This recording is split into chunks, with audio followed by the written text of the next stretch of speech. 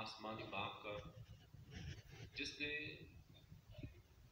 ہمیں رواں سال میں آج اس مقام تک پہنچایا ہے کہ جہاں ہم یسوع بادشاہ کل کائنات کے بادشاہ کی عید مناتے ہوئے اپنے اس رواں عبادتی سال کا اختتام کرتے ہیں، اور آئندہ آنے والا آمد کا پہلا اتوار 3 دسمبر سے ہم نئے عبادتی سال کا آغاز کریں گے۔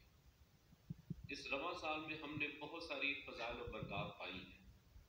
خدا نے ہمیں مشکلات سے نکالا ہے، ہمیں ہر طرح کی وہ پریشانیوں سے نکالا ہے، اس نے بیماریوں سے ہر طور پر کسی بھی قسم کی آزمائش سے اس نے ہمارا ساتھ دیا ہے، ہمارے ساتھ رہا ہے، اور اب یہ موقع ہے کہ ہم خدا کا شکریہ ادا کریں اور اس سے برکت چاہیں کہ مکاشفہ کی کتاب میں نا کہ خداوند یسوع مسیح کیا ہے، الفا اور اومیگا، کہ ہم اس کے نام سے اپنے عبادتی سال کو اس کی آمد ثانی کے لیے جب تیار ہوتے ہیں تو شروع کرتے ہیں، اور اب جب اختتام ہو رہا ہے تو یسوع بادشاہ کی عید کے ساتھ کہ الفا اور اومیگا اسی سے شروع اور اسی پہ ختم۔ تو آج ہم اس طور پر جو ہے ایک اپنا لتوریائی جو ہمارا کیلنڈر ہوتا ہے اس کے مطابق اپنا ایک سال جو ہے وہ مکمل کر چکے ہیں۔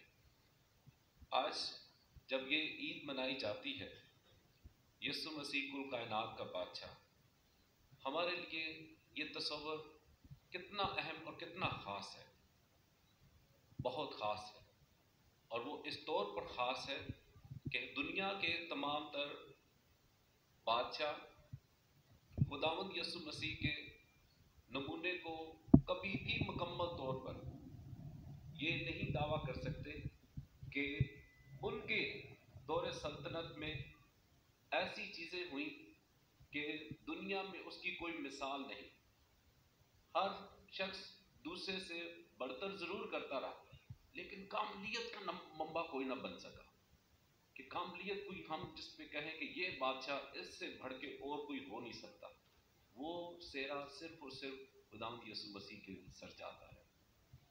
وہ اس لیے کہ دنیا کے حکمران ہمیشہ اپنی سلطنت کو بچانے کی خاطر وہ لڑائیاں کرتے رہے، جنگیں کرتے رہے، اپنی رعایا کو انہوں نے اپنی سلطنت کو بچانے کے لیے بھیجا، لیکن ہمارا جو بادشاہ ہے اس نے اپنی سلطنت کو بچانے کے لیے اس طرح نہیں کیا کہ وہ اپنے شاگردوں کو یا اپنی رعایا کو، اپنے ایمان لانے والوں کو لڑنے کے لیے بھیجا، بلکہ وہ خود اپنی جان کا فدیہ دیتا ہے، وہ بچاتا ہے، وہ خود اپنی جان دینے آیا، ہمیں کسی اس طور پر نہیں لایا کہ ہم کسی کی جان لیں۔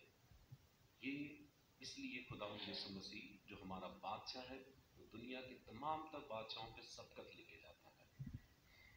ہمارا خداوند یسوع مسیح اس کی بادشاہت کا اعلان یا اقرار ہم کہاں سے دیکھتے ہیں؟ کلام میں کیا ہے کہ فرشتہ جب مقدسہ مریم کے پاس آتا ہے تو کیا کہتا ہے؟ دیکھ تو حاملہ ہوگی اور تیرے بیٹا ہوگا، تو اس کا نام یسوع رکھے گی، وہ بزرگ ہوگا اور حق تعالیٰ کا بیٹا کہلائے گا، اور خداوند خدا اس کے باپ داؤد کا تخت اسے دے گا۔ اس کے بعد داؤد یعنی کہ خداوند یسوع مسیح کس کی نسل سے آیا؟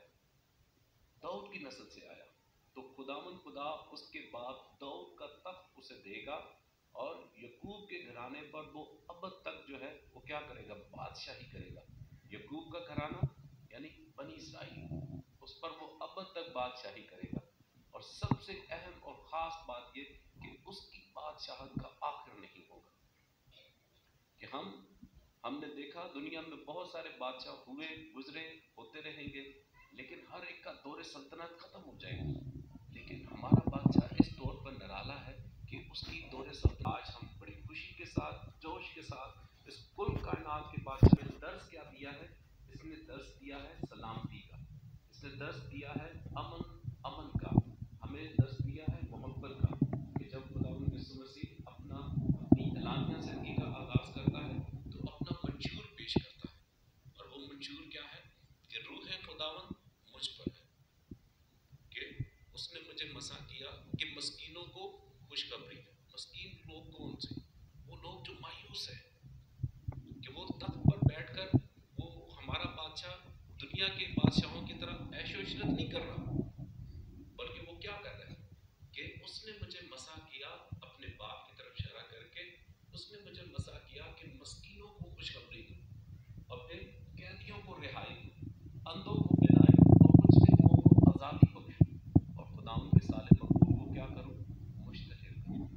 اب خداوند یسوع مسیح نے 3 سالہ دورے منادی میں اس نے کیا کیا؟ اس نے اس چیز کو پورا کیا ہے. اس کی منادی کسی طور پر بھی امیر لوگوں کے لیے نہیں تھی. بادشاہ رہے اپنی حکمرانی اور اپنے درباروں میں. یہ بادشاہ رہا کہ گلی کوچوں بازاروں میں لوگوں کے درمیان، اور رہا کہ ان کے درمیان گناہ گاروں کے درمیان، اور پھر وہاں پر اسے لان تان بھی کیا گیا، برا بھلا بھی کہا گیا. اس طور پر یہ ہمارا بادشاہ دنیا کے تمام تر بادشاہوں سے فرق ہے. اور پھر آج ہمیں جو اس کی اور زیادہ خوبیاں خداوند یسوع مسیح کی دیکھنے کو ہمیں کلام سے جو ملتی ہیں کہ پرانے عہد نامے میں داؤد بادشاہ نے یروشلم کو فتح کیا، اور پھر یروشلم کو داؤد کا شہر جانا گیا.